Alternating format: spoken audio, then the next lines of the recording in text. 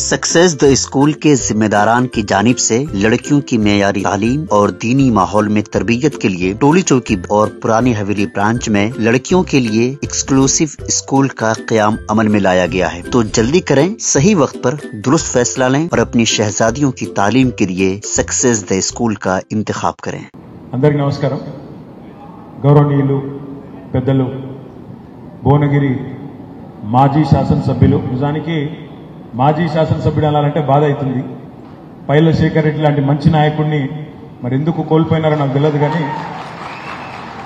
మాజీ శాసనసభ్యులు సోదరులు పైల శేఖర్ రెడ్డి గారు, గౌరవనీయులు పెద్దలు, నల్లగొండ జిల్లాను గత 9.5 సంవత్సరాలుగా అభివృద్ధి బాటలో బ్రహ్మాండంగా తన నాయకత్వంలో మరి ఆనాడు మంత్రిగా జిల్లాలోని 12 నియోజకవర్గాలను సమన్వయం చేసి బ్రహ్మాండంగా ఉమ్మడి నల్లగొండ జిల్లాను అభివృద్ధి బాటలో ముందుకు తీసుకొని పోయిన పెద్దలు, మాజీ మంత్రివర్యులు, సూర్యాపేట శాసనసభ్యులు అన్న జగదీశ్వర్ రెడ్డి గారికి, గౌరవనీయులు మన భువనగిరి యాదాద్రి భువనగిరి జిల్లా పరిషత్ అధ్యక్షుడు సోదరుడు ఎలిమినేటి సందీప్ రెడ్డి గారు, భువనగిరి పార్లమెంటు నియోజకవర్గానికి మొన్ననే మీ అందరి ఆశీస్సులతో పోటీ చేసిన పెద్దలు అన్న క్యామ మల్లేష్ గారు, గౌరవ మాజీ శాసనసభ్యులు సోదరులు భిక్షమయ్య గౌడ్ గారు, గౌరవ మాజీ పార్లమెంట్ సభ్యులు రాజ్యసభ సభ్యులు అన్న బడుగుల లింగయ్య యాదవ్ గారు, గౌరవనీయులు చింతల వెంకటేశ్వర రెడ్డి గారు, డాక్టర్ అమరేందర్ గౌడ్ గారు,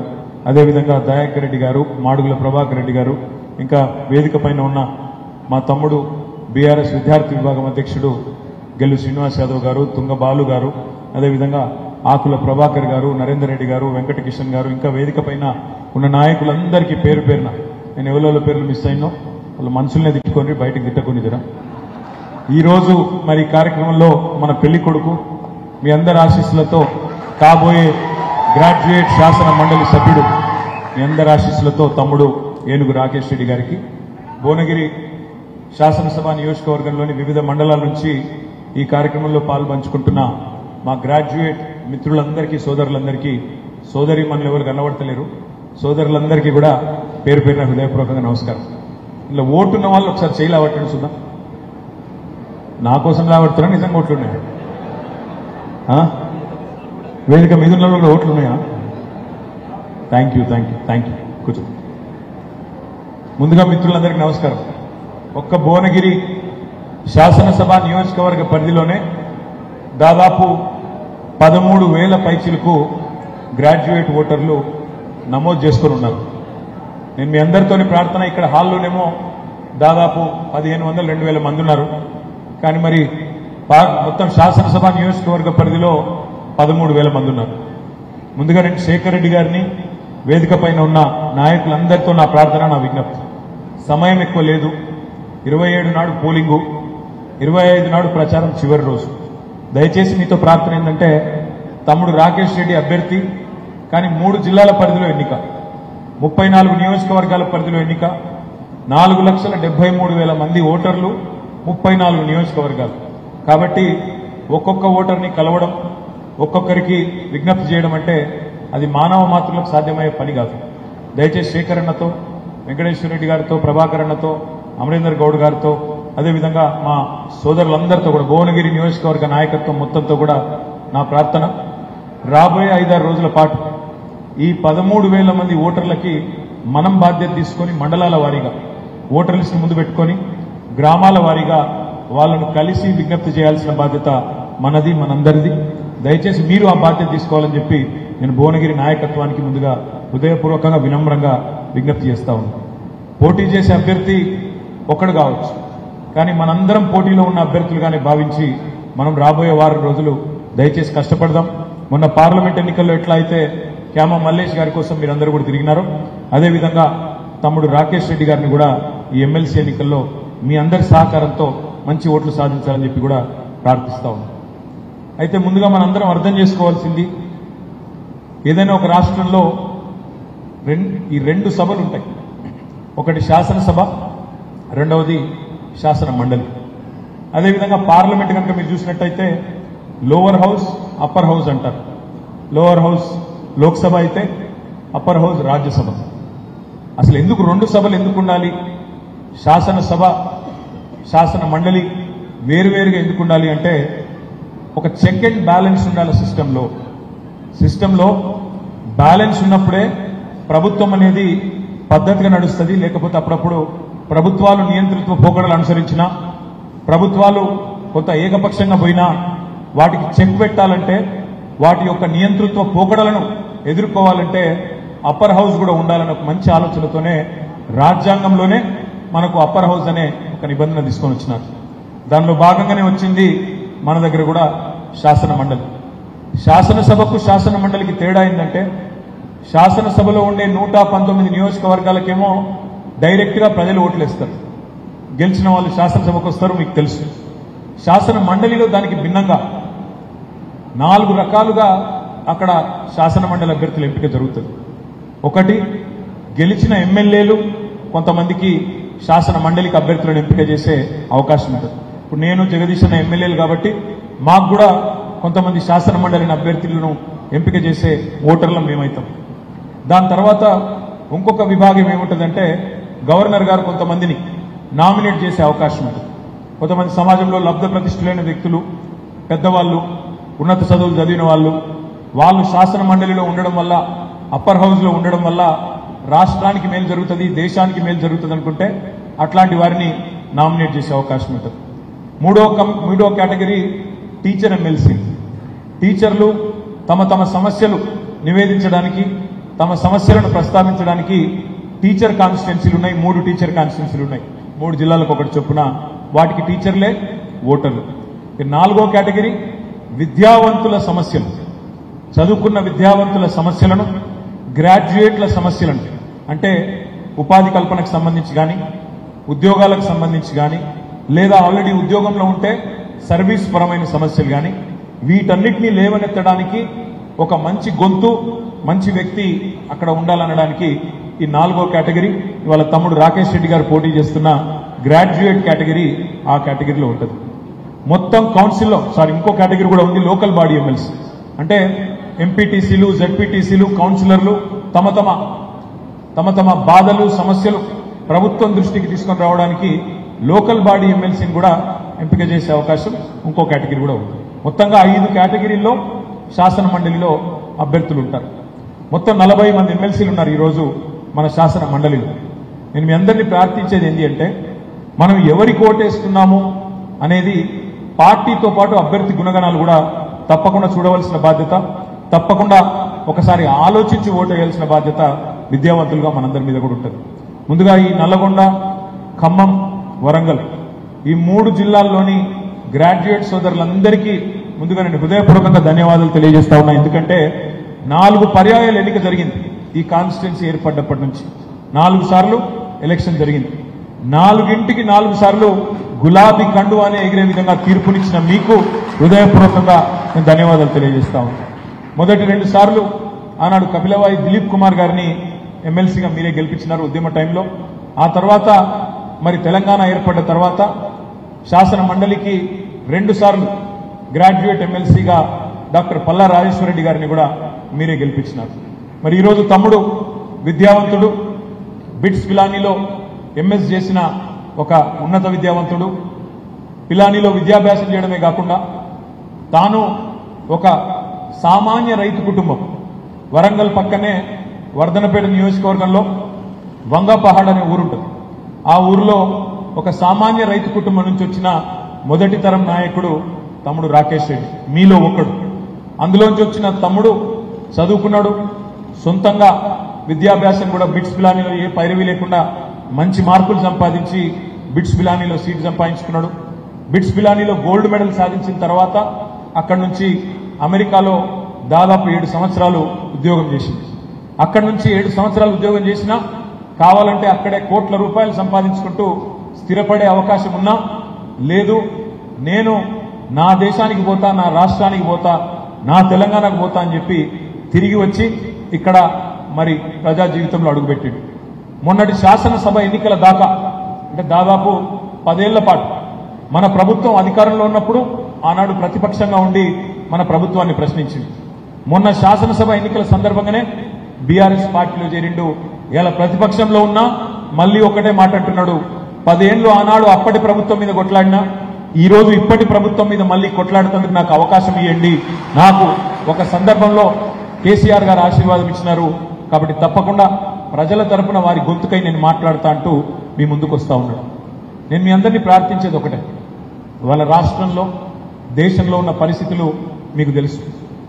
దేశంలో 10 ఏళ్ల కిందట మోడీ గారు వచ్చినారు. ఇక మోడీ గారు చెప్పిన మాటలు, మోడీ గారు ఇచ్చిన హామీలు అవన్నీ మీకు తెలుసు. ఎన్నెన్ని ముఖ్యంగా విద్యావంతులకు సంబంధించి ఎన్ని మాటలు చెప్పినో మీకు యాదికుండాలి. సంవత్సరానికి 2 కోట్ల ఉద్యోగాలు ఇస్తా అన్నారు. 10 ఏళ్లలో 20 కోట్ల ఉద్యోగాలు దేశానికి వచ్చి ఉండాలి. మేక్ ఇన్ ఇండియా అన్నారు, డిజిటల్ ఇండియా అన్నారు, స్టార్టప్ ఇండియా అన్నారు, స్టాండప్ ఇండియా అన్నారు. స్టాండప్ ఇండియానే కాదు, విదేశాల నుంచి అమెరికా వాళ్ళే వచ్చి భారతదేశం ముందు మన పౌరసత్వం కోసం, మన దేశం వీసా కోసం లైన్లు కట్టే పరిస్థితి తీసుకొస్తా, నన్ను ప్రధానమంత్రి చేయమన్నారు. ఇంకా చాలా చెప్పారు. రైతుల ఆదాయం డబల్ చేస్తా 2022 సంవత్సరం కల్లా అన్నారు. బుల్లెట్ రైళ్లు ఉరికిస్తా అన్నారు. అట్లా చాలా ఉన్నాయి చెప్పిన మాటలు. కానీ 10 ఏళ్లలో జరిగిందేంది నిజంగా అని ఆలోచిస్తే జరిగింది పెద్దగా ఏం లేదు. ముఖ్యంగా ఈ దేశంలోని సామాన్యులకు ఒరిగిందేమీ లేదు. రైతు బిడ్డలు మీరందరూ కూడా తమ్ముడు రాకేష్ రెడ్డి గారు చెప్పినట్టు నాకు తెలిసి బహుశా ఈ హాల్లో కూర్చున్న వాళ్ళలో 95-99% రైతు బిడ్డలే అయి ఉంటారు, లేదా రైతు కుటుంబం నుంచి వచ్చిన వాళ్ళే అయి ఉంటారు. మీరు దయచేసి ఒక మాట ఆలోచించమని చెప్పి నేను కోరుతా ఉన్నాను. రైతుల ఆదాయం డబల్ చేస్తానని చెప్పిన నరేంద్ర మోడీ గారు నిజంగా ఈ దేశంలో ఎక్కడన్నా ఒక్క రైతు ఆదాయం అయినా డబల్ అయిందా? దయచేసి మీరు గుండె మీద చేసుకుని ఆలోచించి చెప్పండి అని నేను కోరుతా ఉన్నాను. మాట్లాడితే ఎందుకు ఓటేయాలయ్యా నీకు మోడీ గారు మీ క్యాండిడేట్లకు అంటే వాళ్ళు చెప్పేది ఒకటే, నువ్వు ప్రశ్నిస్తే మా కాజీపేట కోచ్ ఫ్యాక్టరీ ఏమైంది, బయ్యారం ఉక్కు కర్మాగారం ఏమైంది, ఎందుకు తెలంగాణకు విద్యా సంస్థలు ఇయ్యరు అని అడిగితే సమాధానం రాదు. కానీ ఒకటే ఒకటి వాళ్ళు చెప్పేది, మేము గుడి కట్టినాం కాబట్టి మాకు ఓటేయండి. ఇది తప్ప ఇంకో సమాధానం లేదు, ఇంకొక సమాధానం రాదు. మరి గుడి మనం కూడా కట్టినాం, ఎక్కడో కాదు మీ భువనగిరి పక్కనే బ్రహ్మాండంగా యాదాద్రి ఆలయాన్ని అపురూపంగా 1000 ఏళ్ల పాటు నిలిచిపోయే విధంగా నిర్మించిన నాయకుడు మన నాయకుడు కేసీఆర్ గారు. గుడి కట్టడమే ప్రాతిపదికైతే, గుడి కట్టడమే ఓటేయడానికి ప్రాతిపదికైతే యాదాద్రి కట్టింది కేసీఆర్ గారు. కానీ యాదాద్రి మాత్రమే కాదు, కేసీఆర్ గారు ఆధునిక దేవాలయాలు కూడా కట్టింది. మోడర్న్ టెంపుల్స్ ఆఫ్ డెమోక్రసీ అంటాం. మన కాళేశ్వరం లాంటి ప్రాజెక్ట్, మన పాలమూరు రంగారెడ్డి ఎత్తిపోతల పథకం లాంటి ప్రాజెక్ట్ కట్టడంతో పాటు అందులో కట్టిన ప్రతి రిజర్వాయర్కు కూడా దేవుడి పేరు పెట్టిండు కేసీఆర్ గారు. బ్యారేజీలు కడితే Lakshmi barrage, Saraswati barrage, Parvati barrage. రిజర్వాయర్లు కడితే మల్లన్న పేరు మీద మల్లన్న సాగర్, పోచమ్మ పేరు మీద కొండ పోచమ్మ సాగర్, రంగనాయక స్వామి పేరు మీద రంగనాయక సాగరు, ఇంకొద్ది కిందికి పోతే రాజరాజేశ్వర సాగరు, అన్నపూర్ణ. ఇట్లా దేవుళ్ల పేర్ల మీదనే, మానవ మాతృల పేర్లు పెట్టలేదు, అతిశయానికి పోలేదు, దేవుళ్ల పేర్ల మీదనే రిజర్వాయర్ కట్టిండు. ఇటు యాదాద్రి దేవాలయం కట్టిండు, అటు ఆధునిక దేవాలయాలు కట్టిండు. కేసీఆర్ గారు గత 9.5 ఏళ్లలో చేసిన పని ఇవాళ ఒక్కొక్కటిగా దాని విలువ మన సోదరులకు కూడా అర్థమవుతా ఉంది. వాస్తవంగా జరిగింది ఏంటి అంటే, మా శేఖరన్న ఎందుకు ఓడిపోయిండో నేను అడిగినా. శేఖరన్న కాదు, ఇవాళ రాష్ట్ర వ్యాప్తంగా మీరు చూసినట్టయితే బీఆర్ఎస్ పార్టీ ఓడిపోవడానికి నిజానికి పెద్ద కారణాలు లేవు.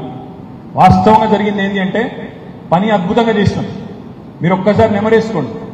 2014లో కేసీఆర్ గారు ముఖ్యమంత్రిగా పదవీ బాధ్యతలు చేపట్టిన నాడు ఇదే భువనగిరిలో ఆనాటి కరెంటు పరిస్థితి ఏంది, ఆనాటి సాగునీరు పరిస్థితి ఏంది, ఆనాడు భూముల ధరలెంత, ఆనాటి మరి పరిస్థితి ఏంది, ఈ రోజు పరిస్థితి ఏంది, బేరీజు వేసుకుంటే నాకంటే బాగా మీకే తెలుస్తుంది.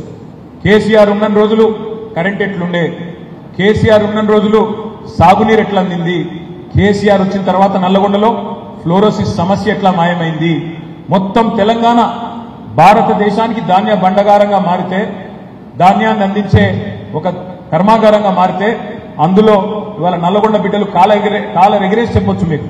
ఏమని? దేశం మొత్తానికి బువ్వ పెడుతున్నది మా తెలంగాణ అయితే, మొత్తం తెలంగాణలో అత్యధికంగా వరి పండించిన జిల్లా నల్లగొండ జిల్లా అని చెప్పి వాళ్ళ నల్లగొండ బిడ్డలు గర్వంగా చెప్పుకునే స్థాయికి తీసుకొచ్చింది కేసీఆర్. ఉమ్మడి నల్లగొండను 3 జిల్లాలు చేసింది కేసీఆర్. అధికార వికేంద్రీకరణలో భాగంగా యాదాద్రి భువనగిరి ఒక జిల్లా, సూర్యాపేట మరొక జిల్లా, నల్లగొండ జిల్లా ఎట్లాగుంది. ఒక్క గవర్నమెంట్ మెడికల్ కాలేజీ లేని ఉమ్మడి నల్లగొండ జిల్లాకి 3 మెడికల్ కాలేజీలు పెట్టిన ఘనత కూడా కేసీఆర్ ప్రభుత్వానిదే. ఫ్లోరోసిస్ సమస్యను శాశ్వతంగా పరిష్కరించింది కేసీఆర్ ప్రభుత్వం.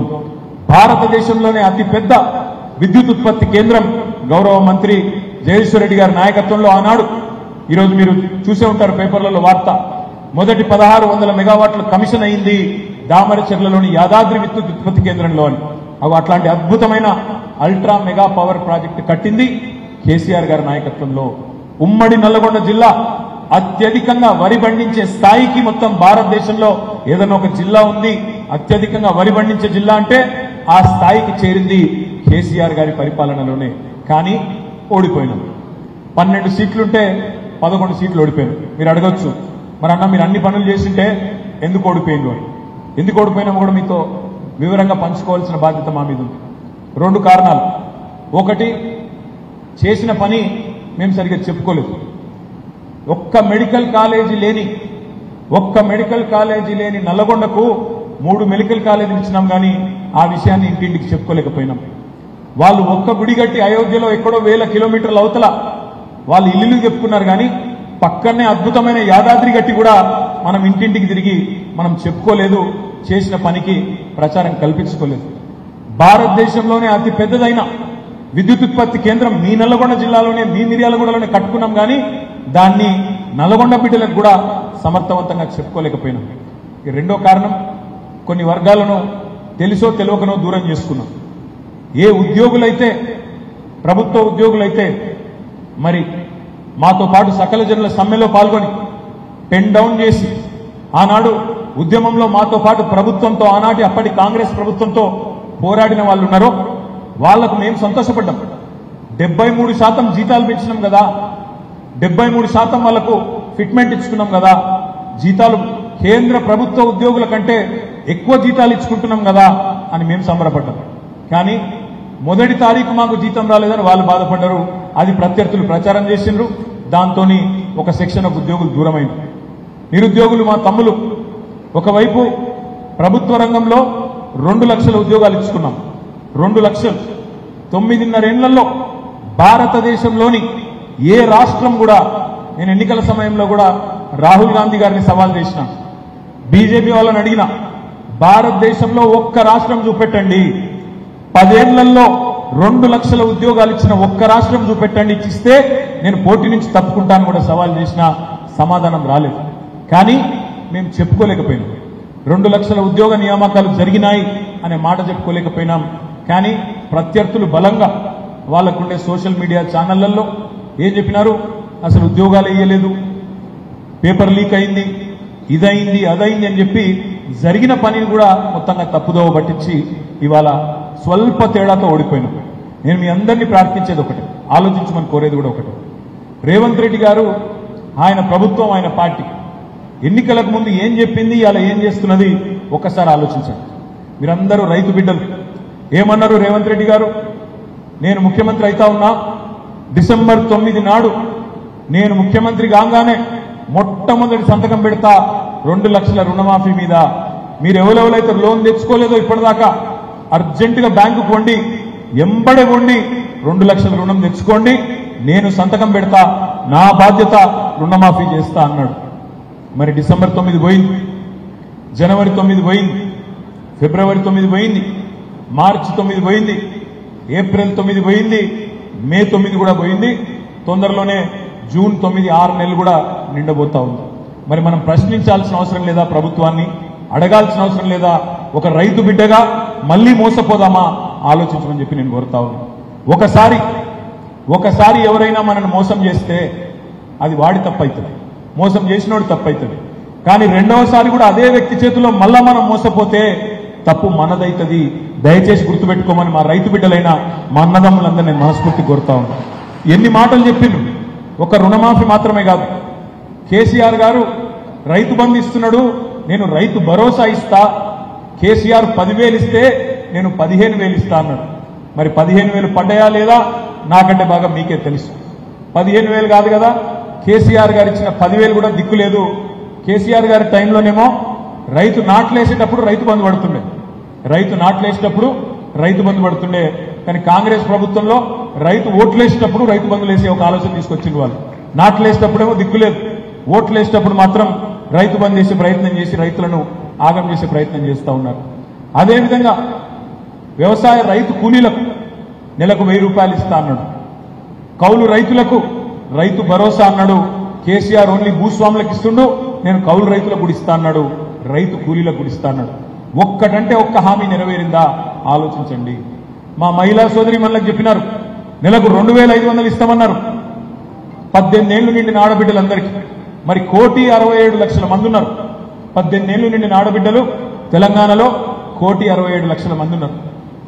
వాళ్ళ తరపున రేపు మాట్లాడాలన్నా, ప్రశ్నించాలన్నా, గలమెత్తాలన్నా దమ్మున్నవాడు ఉండాలి, ప్రశ్నించేవాడు ఉండాలి తప్ప ప్రశంసించేవాళ్ళు కాదు.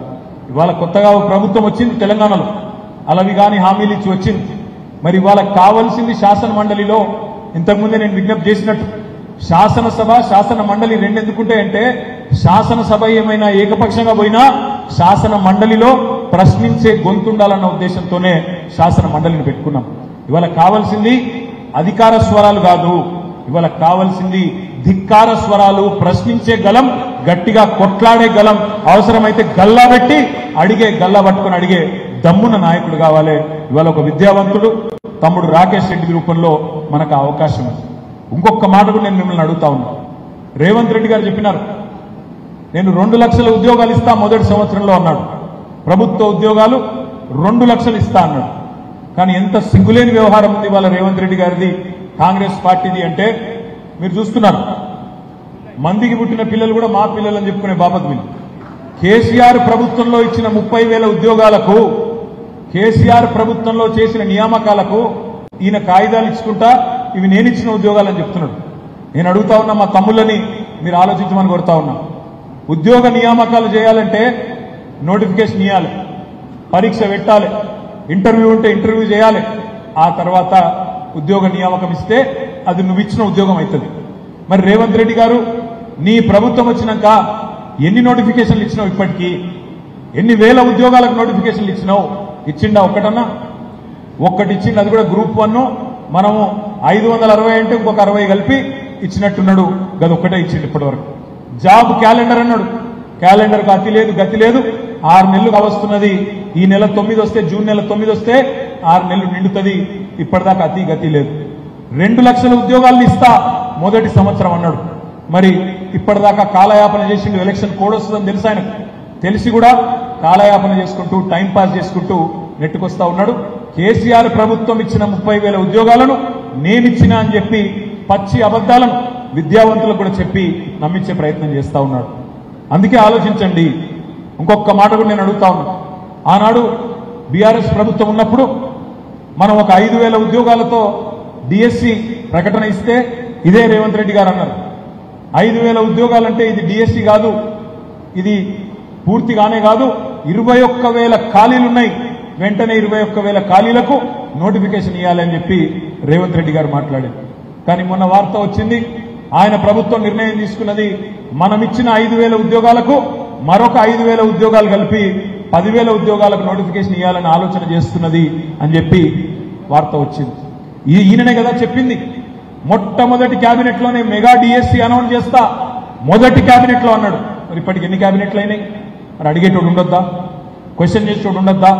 ప్రశ్నించేటోడు, రేపు నిలదీసేటోడు, మా గొంతు పెరిగేటట్టు, మాకు శక్తి సమకూరేటట్టు మాకు ఒక మంచి నాయకుడు తోడు మీరు అందజేస్తే తప్పకుండా శాసన మండలిలో కూడా ప్రశ్నించే అవకాశం ఉంటుంది.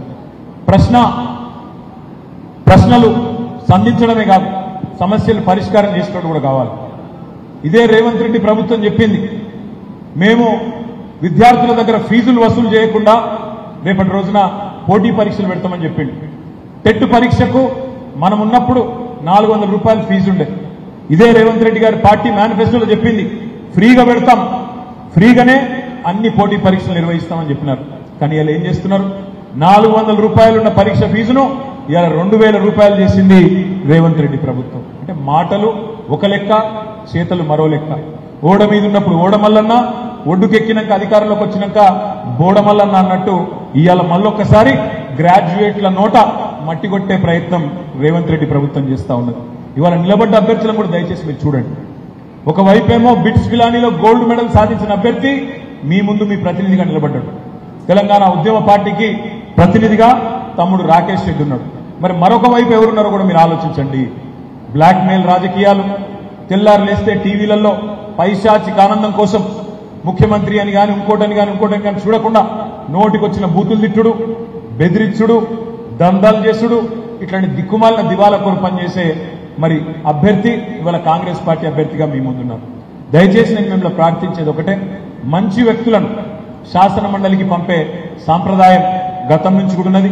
గతంలో ఇదే నియోజకవర్గం నుంచి మీరు పల్లా రాజేశ్వరరెడ్డి లాంటి నాయకుడిని, ఉన్నత విద్యావంతుడిని, ఒక PhD చేసిన ఆయనని పంపినారు. అంతకంటే ముందు దిలీప్ కుమార్ గారిని పంపినారు, ఆయన కూడా ఉన్నత విద్యావంతుడు. ఇవాళ మరొక ఉన్నత విద్యావంతుడు, సంస్కారం ఉన్నవాడు, మీ తరఫున మాట్లాడే సత్తా ఉన్నవాడు రాకేష్ రెడ్డి రూపంలో మీ ముందుకు వచ్చినారు. దయచేసి మిమ్మల్ని ప్రార్థించేది ఇవాళ ఇది ఒక రాకేష్ రెడ్డి గారి ఎన్నిక మాత్రమే కాదు. సరే, పార్లమెంట్ ఎన్నికల్లో, మొన్న జరిగిన పార్లమెంట్ ఎన్నికల్లో కూడా మీ ఆశీర్వాదం మాకు తప్పకుండా లభించిందని అనుకుంటా ఉన్నాం. అదేవిధంగా శాసనసభ ఎన్నికల్లో కూడా మీరు స్వల్ప తేడాతో ఇక్కడ భువనగిరిని మనం కోల్పోయినా తప్పకుండా రేపటి రోజున శేఖర్ రెడ్డి గారి మీద అభిమానం ఉన్న వాళ్ళు కానీ, పార్టీ మీద అభిమానం ఉన్న వాళ్ళు కానీ రాబోయే వారం రోజుల పాటు దయచేసి మీరే అభ్యర్థి అన్నంతగా దయచేసి మీరు సీరియస్ గా తీసుకోవాలి. ఒక్కొక్కరు 10 మందికి చెప్పాలి. ఇది భిన్నమైన ఎన్నిక. ఇది ఆడ గుర్తుండదు, సింబల్ ఉండదు, కారు గుర్తుండదు. ఈ ఎన్నికల్లో 3వ నంబర్లో ఏనుగుల రాకేష్ రెడ్డి పేరుంటది. రాకేష్ రెడ్డి పేరు పక్కన మనం వెంకటేశ్వర స్వామి నిలువు నామం లెక్క ఒకటే గీత, ఇట్లా పొడుగు గీత గీయాలి. నంబర్ 1 ఒకటే గీయాలి. ప్రథమ ప్రాధాన్యత ఓటు మాత్రమే వేయండి. ఒకటే single and only priority, only preference vote ఒకటే వేయండి. కేసీఆర్ గారికి, మన పార్టీకి బలం ఇవ్వండి.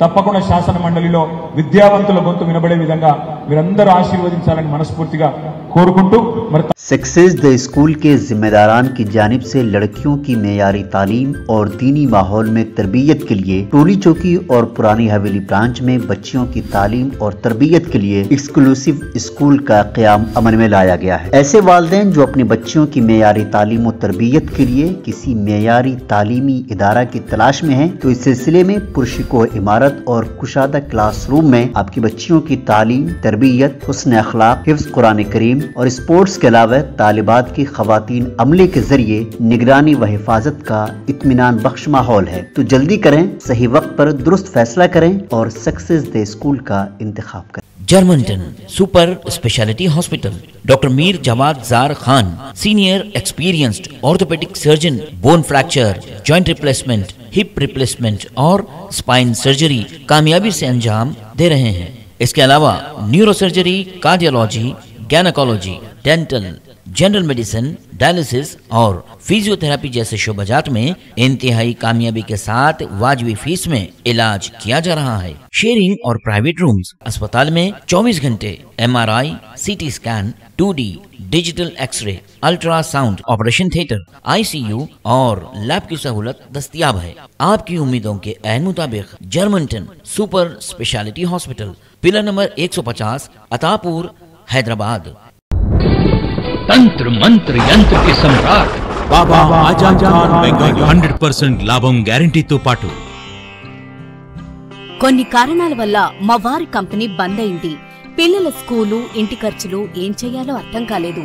అప్పుడు మేమిద్దరం బాబా ఆజం ఖాన్ బెంగాలీని కలిసాం. తర్వాత కొన్ని రోజులకే మా వారి కంపెనీ తిరిగి ఓపెన్ అయింది. ఇక మా జీవితంలో అన్ని సంతోషాలే.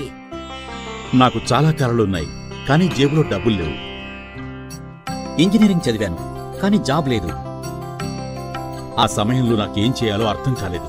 అప్పుడు నా ఫ్రెండ్ ఒకడు బాబా ఆజం ఖాన్ బెంగాలీ గురించి నాకు చెప్పాడు. ఆయన్ని కలిసిన తర్వాత నేను ఒక కన్స్ట్రక్షన్ కంపెనీలో ఇంజనీర్ అయ్యాను. మేమిద్దరం ఒకరినొకరు ప్రేమించుకున్నాం.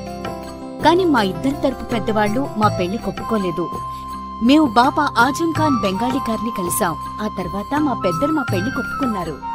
ఉద్యోగం, వ్యాపారం, ఇంటి పోరు, ఆర్థిక సమస్యలు, ప్రేమ వివాహం, చేతబడి చేయబడిన వారు, భార్యాభర్తల మధ్య గొడవలు, పెళ్లిలో ఆటంకాలు, సవతిపోరు, శత్రుబాధ, విదేశీయానం, సంతాన ప్రాప్తి, ముట్కార్ని వశీకరణం స్పెషలిస్ట్. నేను చేసిన పనిని ఎవరైనా సవాల్ చేస్తే వారికి నగదు బహుమతి. మా address Baba Azam Khan Bengali, Malakpet, Hyderabad. Phone number 9573048697। अगर आपने हमारे चैनल को अभी तक सब्सक्राइब नहीं किया है तो यहाँ पर रेड कलर का सब्सक्राइब बटन दिख रहा है, उसे क्लिक करें और हमारे चैनल को सब्सक्राइब कीजिए और साथ ही साथ बेल आइकन को भी क्लिक कीजिए, जिससे आपको ताज़ा अपडेट मिलती रहे।